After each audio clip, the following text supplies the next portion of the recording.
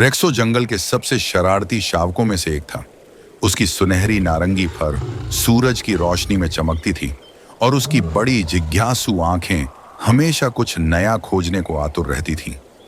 वह अक्सर अपने दोस्तों के साथ खेलकूद में लगा रहता, कभी ऊंचे पेड़ों पर चढ़ने की कोशिश करता तो कभी पानी के झरने में छलांग लगाता। लेकिन रेक्सो की सबसे बड़ी खासियत थी उसकी निडरता। उसे किसी भी चीज से डर नहीं लगता था और शायद यही उसे बाकी शावकों से अलग बनाता था। जंगल के बाहरी इलाके में रहने वाले वृद्ध योद्धा मानसिंह अक्सर रेक्सो की हरकतें देखते थे।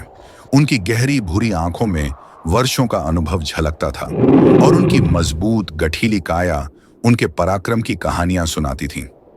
मानसिंह जानते थे कि रेक्सो केवल एक नटखट शावक नहीं था, उसमें कुछ खास था, कुछ ऐसा जो उसे भविष्य में जंगल का महान योद्धा बना सकता था। एक दिन रेक्सो और उसके दोस्त जंगल के गहरे हिस्से में चले गए। वहां एक प्राचीन मंदिर था जिसके बारे में कहा जाता था कि वहां कुछ छिपा हुआ रहस्य है। रेक्सो ने मंदिर के दरवाजे को धक्का दिया और जैसे ही दरवाजा खुला एक तेज आवाज गूंज उठी। अंदर एक पत्थर की मूर्ति थी जिसके हाथ में एक प्राचीन तलवार थी। अचानक मंदिर की दीवारें हिलने लगीं और जमीन फटने लगी। रेक्सो और उसके दोस्त घबरा गए। तभी मानसिंह वहां पहुंचे और जोर से बोले, डरो मत, ध्यान से बाहर निकलो। रेक्सो ने झट से अपने दोस्तों को धक्का देकर बाहर निकाला, लेकिन खुद मंदिर में ही फंस गया। मानसिंह ने छलांग लगाई और रेक्सो को अपनी मजबूत पकड़ में लेकर बाहर खींच लिया। तुम्हारी निडरता काबिले तारीफ है, लेकिन बिना सोचे समझे साहस दिखाना मूर्खता है, मानसिंह ने गंभीरता से कहा। वह रेक्सो को अपने साथ अपने गुफानुमा घर में ले गए और उसे योद्धा बनने की पहली सीख दी।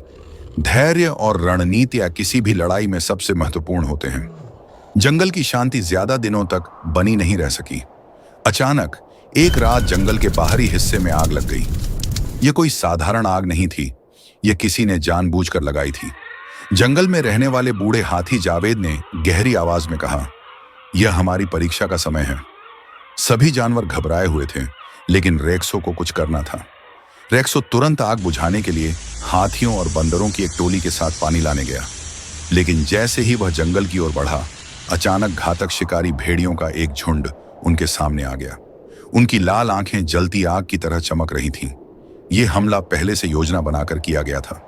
मानसिंह ने अपनी तलवार उठाई और गरजते हुए कहा, यह जंगल हमारा घर है, इसे बचाने का समय आ गया है। रेक्सो ने अपने डर को किनारे रखा और अपने नुकीले पंजों से लड़ाई में कूद पड़ा।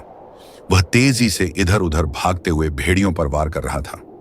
मानसिंह और जावेद ने मोर्चा संभाला और शिकारी भेड़ियों को जंगल से बाहर खदेड़ दिया। लेकिन तभी एक बड़ा भेड़िया, जो पूरे झुंड का नेता था, अचानक रेक्सो पर झपटा। यह अब तक की सबसे कठिन चुनौती थी। रेक्सो ने अपनी पूरी ताकत लगाई, लेकिन भेड़िया उससे अधिक अनुभवी और खतरनाक था। जब सबको लगा कि अब रेक्सो हार जाएगा, तभी मानसिंह ने दूर से एक लकड़ी की मशाल उसकी ओर फेंकी। रेक्सो ने झट से मशाल पकड़कर भेड़िए की आंखों के सामने घुमाई, जिससे वह चौंक गया और पीछे हट गया।